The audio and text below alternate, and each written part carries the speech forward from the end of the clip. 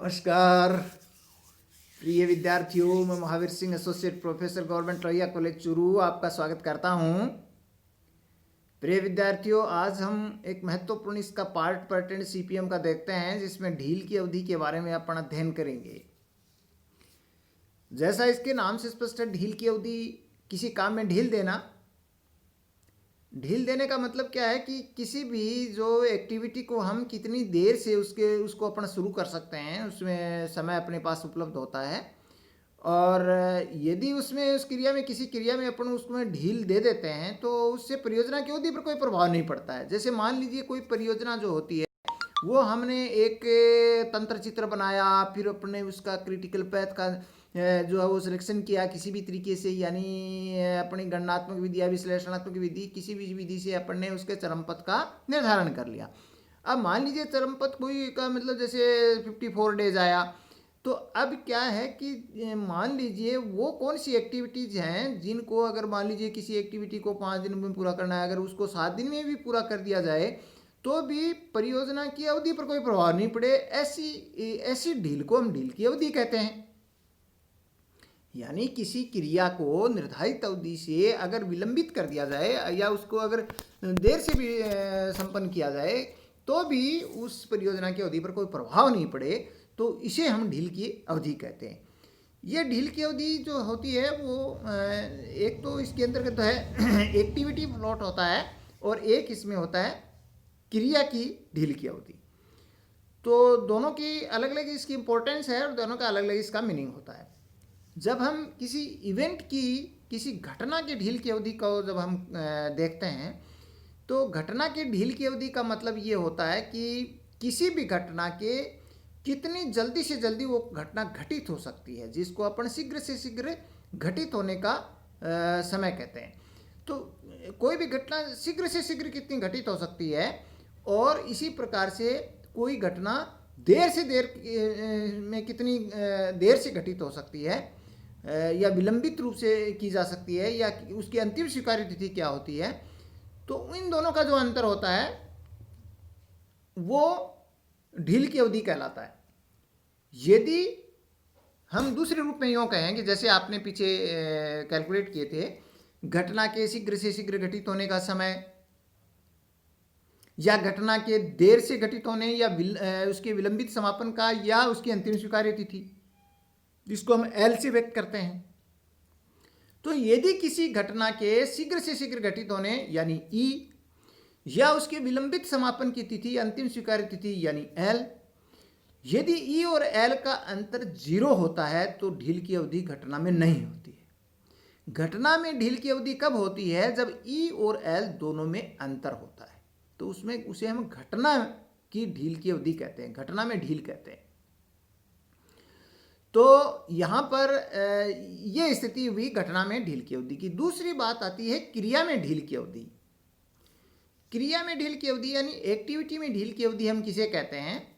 Activity में ढील की अवधि का मतलब ये होता है कि जैसे कोई एक्टिविटी स्टार्ट होती है वो कितनी जल्दी स्टार्ट हो सकती है, शीघ्र से शीघ्र प्रारंभ होने की उसकी जो तिथि होती है, यानी जो समय होता है शीघ्र प्रारंभ का। और हम ये जानते हैं कि किसी भी क्रिया के शीघ्र प्रारंभ का समय क्या होता है? उस क्रिया की जो प्रारंभिक घटना होती है उसके शीघ्र प्रारंभ का समय होता है। यानी शीघ्र से शीघ्र प्रारंभ होने का समय, किसी भी क्रिया के शीघ्र से शीघ्र प्रारंभ होने का समय उस घटना के घटित होने का समय होता है। तो जब कोई भी घटना ई आई वाली जो घटना होगी, किसी क्रिया की 2 घटना होती है, जैसे मान लीजिए 4 से 5 एक क्रिया है, तो 4 से 5 क्रिया की घटना नंबर 4 के शीघ्र से शीघ्र घटित होने का समय क्रिया नंबर 4 से 5 के शीघ्र प्रारंभ का समय होगा। तो एक तो हुई क्रिया के शीघ्र प्रारंभ का समय, तो वही होता है जो कि घटना आई का ई होता है। घटना आई का ई होता है, वो इस क्रिया के शीघ्र प्रारंभ का समय होता है। ठीक है। और यही समय जब इसको हम अर्ली स्टार्ट कहते हैं। लेट स्टार्ट जो होता है वो और अर्ली स्टार्ट, इन दो चीज़ों का जो डिफरेंस होगा वो क्रिया के ढील की अवधि कहलाएगा। तो अर्ली स्टार्ट तो अपना क्या हो गया कि उस क्रिया आई का ई अर्ली स्टार्ट हो गया। और लेट जो स्टार्ट है वो कैसे निकालते हैं? लेट स्टार्ट निकालने के लिए घटना जे का जो एल होता है उसमें से उस क्रिया की ड्यूरेशन को माइनस कर देते हैं। जैसे 4 से 5 क्रिया है तो क्रिया 4 से 5 में घटना नंबर 5 का एल में से उस क्रिया की अवधि को माइनस कर देते हैं तो लेट स्टार्ट आ जाता है। ठीक है, तो एक तो हम इस तरीके से अर्ली स्टार्ट और लेट स्टार्ट का डिफरेंस जो होता है वो ढील की अवधि हो जाता है। इसको दूसरे तरीके से भी अपन निकाल सकते हैं, वो फिनिश की तरीके से निकाल सकते हैं कि अर्ली फिनिश और लेट फिनिश का जो डिफरेंस होगा वो भी वही ढील की अवधि प्राप्त होगी। जैसे ऐसी स्थिति में अपन क्या करते हैं कि लेट फिनिश पहले लिख लेते हैं। लेट फिनिश क्या होता है? किसी भी क्रिया की घटना जे का एल होता है। जैसे 4 से 5 क्रिया का लेट फिनिश जो होगा वो घटना जे यानी 5 नंबर घटना जो होगी उसका एल होगा। तो 5 नंबर का एल हम पहले लिख लेंगे। सभी घटनाओं सभी क्रियाओं के जे घटनाओं के एल हम लिख लेते हैं लेट फिनिश में। और अर्ली फिनिश में हम क्या लिखते हैं? अर्ली फिनिश के अंदर हम जो हमारे ई थे अर्ली स्टार्ट वाले जो थे उसमें हम उस एक्टिविटी के टाइम को जोड़ देते हैं।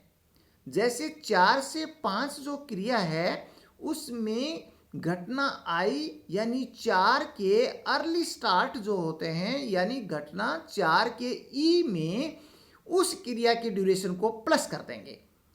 तो ऐसी स्थिति में उस क्रिया के अर्ली फिनिश का टाइम आ जाएगा। यानी अर्ली में अर्ली जोड़ेंगे तो अर्ली फिनिश आ जाएगा, अर्ली में टाइम जोड़ेंगे तो अर्ली फिनिश आ जाएगा। और वहां पर अपने क्या किया? लेट फिनिश में से ड्यूरेशन माइनस करेंगे तो लेट स्टार्ट आ जाएगा। तो इस तरीके से ये जो सिचुएशन है कैसे भी हम करेंगे, चाहे आप स्टार्ट के अर्ली और लेट का माइनस कर दो, चाहे आप फिनिश का अर्ली और लेट का माइनस कर दो, दोनों स्थितियों के अंदर सेम फ्लोट आएगा, टोटल फ्लोट आएगा। तो ये हमारा तरीका होता है इसको निकालने का या ज्ञात करने का। जैसे early start of an activity is equal to E of event I और late start of an activity L of event J. तो ये जो duration of the activity minus करने पर ही आ जाता है और इनका जो डिफरेंस है वो फ्लोट आ जाता है। इसी तरीके से अपन फिनिश के द्वारा भी इसको निकाल सकते हैं। अब यहाँ पर ये तो टोटल फ्लोट के बारे में हो गया। जब हम फ्री फ्लोट का कैलकुलेशन करते हैं तो फ्री फ्लोट जो होता है वो हम कैसे निकाल सकते हैं? जो टोटल फ्लोट के अंदर में से अपन difference between E and L of event J यानी फ्री फ्लोट जो होता है स्वतंत्र जो ढील की अवधि होती है वो अपन कैसे ज्ञात करते हैं? अबाध ढील की अवधि बोलते हैं इसको। अबाध ढील की अवधि हम कैसे ज्ञात करते हैं? फ्री फ्लोट वो अपन टोटल फ्लोट में से घटना जे के ई और एल का डिफरेंस माइनस कर देते हैं टोटल फ्लोट में से, तो वो ढील की अबाध अवधि आ जाती है। और ढील की स्वतंत्र अवधि भी इसमें कैलकुलेट की जाती है। तो ढील की स्वतंत्र अवधि कैलकुलेट के लिए अपना फ्री फ्लोट में से घटना आई के ई और एल का डिफरेंस माइनस कर देते हैं, तो वो ढील की स्वतंत्र अवधि आती है। यदि इस प्रकार से माइनस करने में कोई जो है वो रिजल्ट अगर ऋणात्मक आ जाता है स्वतंत्र ढील की अवधि निकालते टाइम, तो उसको अपना शून्य मान लेते हैं। बस ये थोड़ा सा ध्यान रखने की बात होती है कि यदि इसमें कोई रिजल्ट है वो ऐसे आता है तो उसको माइनस मान। ये एक एग्जाम्पल आपके सामने है और इस एग्जाम्पल के द्वारा हमने ये तंत्र चित्र का निर्माण किया। इस चित्र का जब निर्माण किया अपन ने तो आप ध्यान देखेंगे सारे ई और एल का कैलकुलेशन उसी तरीके से किया, उसको बताने की आवश्यकता है नहीं। ये सारे ई और एल का कैलकुलेशन हमने कर लिया। अब इसके बाद में देखिए यहाँ पर प्रत्येक क्रिया की हम ढील की अवधि कैलकुलेट करते हैं। प्रत्येक क्रिया की ढील की अवधि कैलकुलेट करते हैं और जब प्रत्येक क्रिया की ढील की अवधि कैलकुलेट करेंगे तो वही तरीका अपने को अपनाना है, पहले स्टार्ट और फिनिश। और अब इसको देखिए अपन एक टेबल के द्वारा अपन इसको ज़्यादा सही तरीके से समझ पाएंगे। हम टेबल में ये सवाल उतार लेते हैं, पहले एक्टिविटी और ड्यूरेशन, ये यहाँ तक का तो आपको दिया हुआ है, ये हम लिख लेते हैं, राइट। ये सब हमने लिख लिया। उसके बाद में हम एक टेबल के अंदर एक स्टार्ट के 2 कॉलम बना लेते हैं, अर्ली और लेट, फिनिश के 2 कॉलम बना लेते हैं, अर्ली और लेट, और उसके बाद में फ्लोट के तीनों प्रकार की फ्लोट का एक कॉलम, सब कॉलम बना लेते हैं। अब देखिए मैंने आपको सीधी सीधी आपको बताऊं बात, आपको क्या करना है। जैसे स्टार्ट का अर्ली है यानी ई है, तो स्टार्ट का ई आप सब क्या भरेंगे, इधर एक्टिविटी जो है ना 1 1 2 2 3 3 4 4 5 6, ये जो आपकी घटना नंबर आई है, यानी किसी भी सारी क्रियाओं की घटना आई कौन सी होती है, जहाँ से वो शुरू होती है। जैसे 1 से 2 में 1 हो गई, 1 से 3 में 1 हो गई, 2 से 3 में 2 हो गई, 2 से 5 में 2 हो गई। तो ये जितनी भी घटना आई है इनके सारे ई भर देते हैं अपन। तो जैसे ऊपर वाले डायग्राम में आप देखिए ई और हम कैलकुलेट कर चुके होते हैं पूरे। तो 1 का ई देखेंगे 0, फिर 1 का ई 0, फिर 2 का ई जो आएगा वो 15 है, फिर 2 का ई 15 आएगा, फिर 3 का 18 है, 3 का फिर 18 आएगा, 4 का 26, फिर 4 का 26 आएगा, 5 का 27 और 6 का 40। ये सारे ई भरते हैं घटना आई के। दूसरा काम आपको करना है, फिनिश में आपको लेट भरना है। फिनिश में सारे एल भर लो आप, और एल किसके, घटना जे के। तो जैसे फिनिश का जो लेट है उसमें आप क्या भरोगे, 2, 1 से 2 है ना, तो उसमें 2 नंबर का, 3 नंबर का, 3 नंबर का, 5 का, 4 का, 6, 5, 6, 6, 7, इन सब के एल को भर लोगे, इन सभी फिनिश के एल को भर लोगे, सभी फिनिश के एल को भर लोगे तो वो लेट फिनिश आ जाएंगे। सभी फिनिश के एल को भर लोगे तो लेट फिनिश आ जाएंगे। और इसके बाद में ये 2 कॉलम अपने पूरे हो जाते हैं। अब हमें जब तक हम लेट स्टार्ट और अर्ली फिनिश नहीं निकालेंगे तब तक हमारा ये पूरा नहीं होगा। तो अब जैसे मैंने आपको बताया था कि अर्ली स्टार्ट तो आपने निकाल लिया, लेट स्टार्ट निकालने के लिए आप क्या करेंगे, प्रत्येक एक्टिविटी के लेट फिनिश में से माइनस कर दो ड्यूरेशन को। जैसे 15 लेट फिनिश था, 15 में से ड्यूरेशन -15 लेस कर दिया तो 0 आ गया। फिर लेट फिनिश यानी एल 18 था, 15 माइनस किया 3 आ गया। फिर 18 में से 3 माइनस किया 15 आ गया। 37 में से 5 माइनस किया तो 32 आ गया। फिर 26 में से 8 माइनस किया तो 18 आ गया। इस तरीके से लेट फिनिश में से ड्यूरेशन माइनस करने पर लेट स्टार्ट आ जाता है, और इसी तरीके से अर्ली स्टार्ट में ड्यूरेशन जोड़ने पर अर्ली फिनिश आ जाता है। जैसे 15 में 0 जोड़ोगे 15, 15 में 0 जोड़ोगे फिर 15, 3 में 15 जोड़ोगे 18, 5 में 15 जोड़ोगे तो 20, 8 में 18 जोड़ोगे तो 26, 12 में 18 जोड़ोगे तो 30। इस तरीके से सारे लेट फिनिश आ जाएंगी। यानी अर्ली स्टार्ट में ड्यूरेशन जोड़ने पर अर्ली फिनिश आ जाएगा। और इस तरीके से जो अब आप देखिए, चाहे आप अर्ली स्टार्ट और लेट स्टार्ट से डिफरेंस करोगे तो भी उतना ही आएगा, और अर्ली फिनिश और लेट फिनिश से करोगे तो भी उतना ही आएगा। तो 0 0 का डिफरेंस भी 0, 15 15 का डिफरेंस भी 0, 0 3 का डिफरेंस भी 3, 15 18 का भी 3। ये डिफरेंस लेना होता है आपको यहाँ पर। 15 15 का 0, 18 18 का 0, 15 32 का 17, 20 37 का भी 17 ही आएगा, 18 18 का 0, 26 26 का भी 0 ही आएगा। तो इस तरीके से ये सारे टोटल फ्लोट आ जाएंगे। टोटल फ्लोट के बाद में फ्री फ्लोट निकालने के लिए अपन टोटल फ्लोट में से माइनस करते हैं। माइनस क्या करेंगे, जैसे 1 से 2 क्रिया नंबर 1 से 2 की घटना नंबर 2 यानी जे घटना के ई और एल का डिफरेंस माइनस कर देंगे तो ये 0 ही रह जाएगा।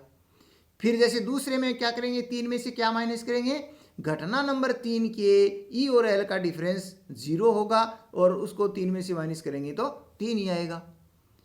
तो ये प्रक्रिया अपने को अपनानी है, और इससे हमारे फ्री फ्लोट निकल जाएंगे। और इंडिपेंडेंट फ्लोट के लिए फ्री फ्लोट में से घटना आई, जैसे 1 से 2 में 1 का ई और एल का अंतर माइनस कर दो, फिर 1 से 3 में भी 1 का कर दो, फिर 2 से 3 में 2 की ई और एल का डिफरेंस माइनस कर दो। तो इस तरीके से इंडिपेंडेंट फ्लोट, तो फ्री फ्लोट के अंदर घटना नंबर जे की और एल का डिफरेंस माइनस करते हैं टोटल में से।